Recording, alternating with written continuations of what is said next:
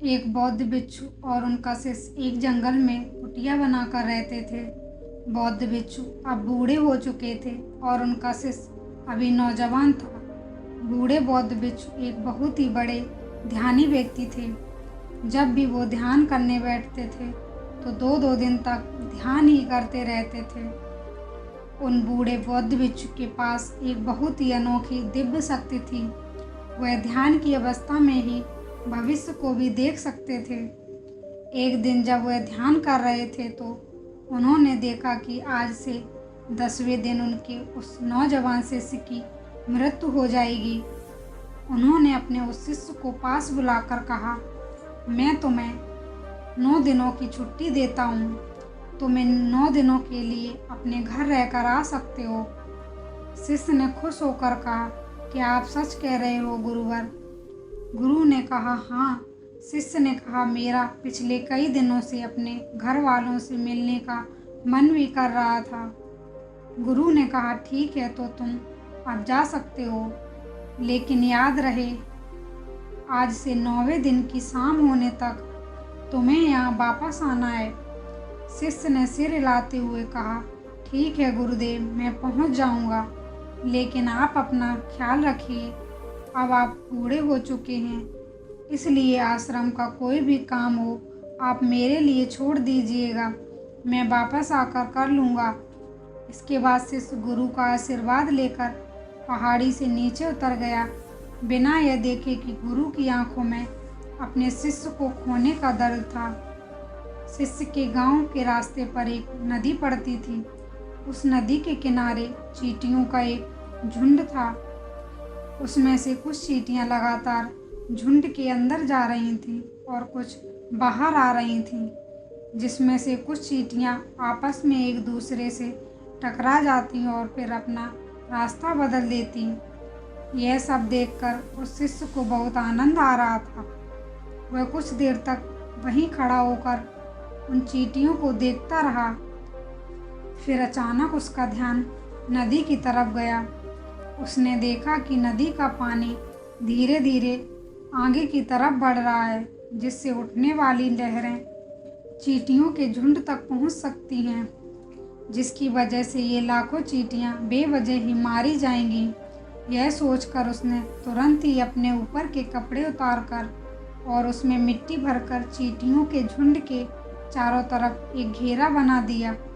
साथ ही उसने बड़े ही कलात्मक तरीके से मिट्टी को काटकर एक छोटी सी नाली बना दी, ताकि लहरों से आने वाला पानी नाली के माध्यम से वापस नदी में चला जाए।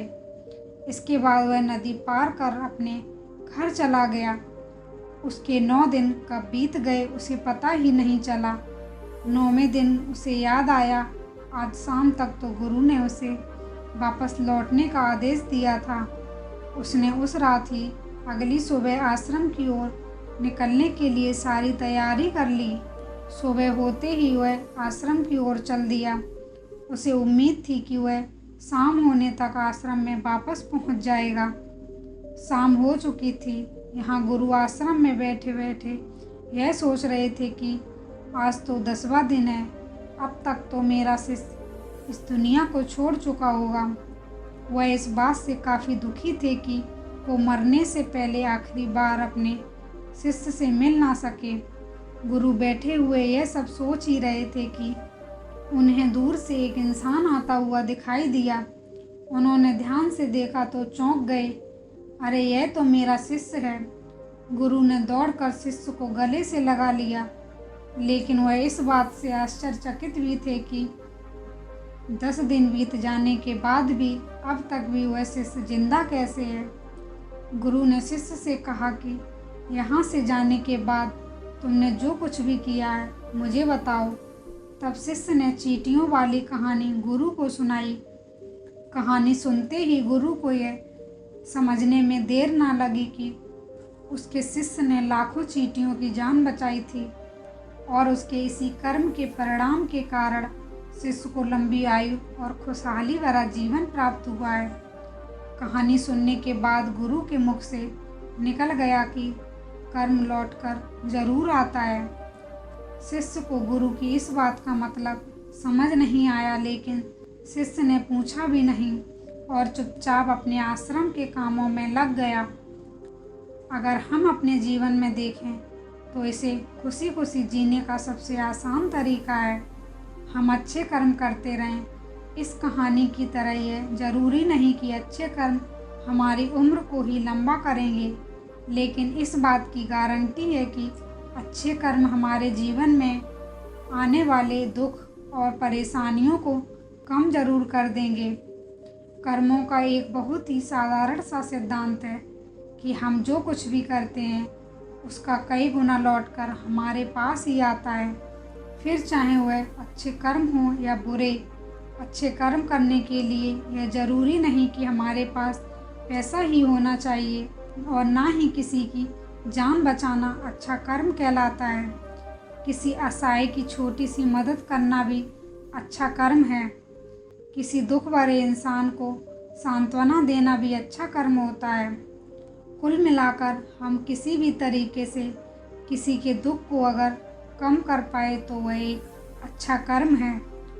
और जैसे गलत कर्म करने से हमें बुरा लगता है और दुख भी होता है, ठीक उसी तरह अच्छा कर्म करने से हमें सुख की अनुभूति होती है।